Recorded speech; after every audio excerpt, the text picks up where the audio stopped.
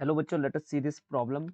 Two parallel long wire carry currents I1 I2 with I1 greater than I2. When the current are in the same direction, the magnetic field at the point midway between the wire is 10 millitesla. If the direction of I2 is reversed, the field become 30 millitesla. Find the ratio of I1 I2. हमसे कहा गया है same direction में current हो तो Midway पर जो answer आ रहा है मैग्नेटिक फील्ड का दोनों की वजह से वो आ रहा है 10 मिली टेस्ला।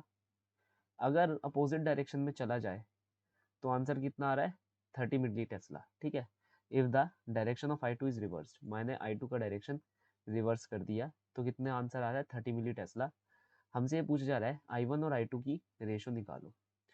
यहाँ पर सबसे पहली बात है इन्फाइनाइट वायर है तो मेरा पहले ही की कंसेप्ट क्या लग जाना चाहिए, इन्फाइनाइट वायर की वजह से magnetic field at a certain distance h कितनी होती है, इतनी होती है।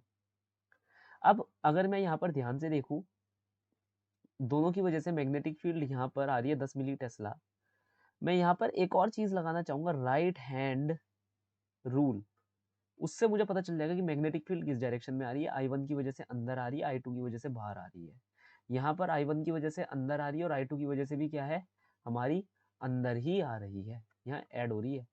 तो पहले केस में जहाँ पर 10 मिली टेस्ला है मैं लिख सकता हूँ म्यू नॉट अपॉन में 4 पाई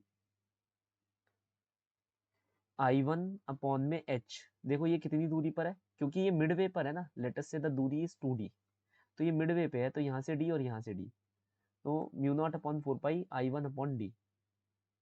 कहाँ पर, अंदर की तरफ। मान लो अंदर की तरफ क्या है माइनस के कैप डायरेक्शन है, बाहर की तरफ क्या है प्लस के कैप डायरेक्शन है, minus K cap plus mu not upon में 4 पाई आई टू अपॉन में डी प्लस के कैप। ये बी वन है, बी टू की कितनी है हमारे पास 30 milli tesla, mu not upon में 4 pi I one upon D plus K cap plus mu not upon में 4 pi I two upon D plus K cap, दोनों के लिए, सॉरी माइनस के कैप दोनों के लिए, दोनों एक ही डायरेक्शन में क्या होगी माइनस के कैप। ओके, अब हम यहाँ पर क्या करेंगे, मैं कहता हूँ कि क्यों ना इन दोनों इक्वेशंस को एक बार डिवाइड कर दें। के कैप को भूल जाओ क्योंकि वो बस डायरेक्शन बता रहा है। तो यहाँ पर से पहली equation mu naught 4 pi D I one minus I one plus I two. Okay, और इस दूसरी इक्वेशन में यहाँ के कैप लिख लेना, मतलब मैंने बाहर ले लिया, कॉमन ले लिया, एक ही बात है यार, क्या फर्क पड़ रहा है। म्यू नॉट अपॉन में 4 पाई और डी ये बाहर ले लो, के कैप भी बाहर ले लो, माइनस के कैप सॉरी बाहर ले लो, तो माइनस वन बाहर ले लो, I one plus I two, दोनों को कर दो डिवाइड, तो 10/3 equal to mu not upon में 4 pi I two minus I one upon, अच्छा डी भी तो रह गया, डी भी रहता है, डी भी रहता है, डी भी रहता है, और अपॉन, मैं सिर्फ मैग्नीट्यूड से यहाँ पर अपना मतलब रख रहा हूँ, मैं डायरेक्शन से अपना मतलब नहीं रख रहा।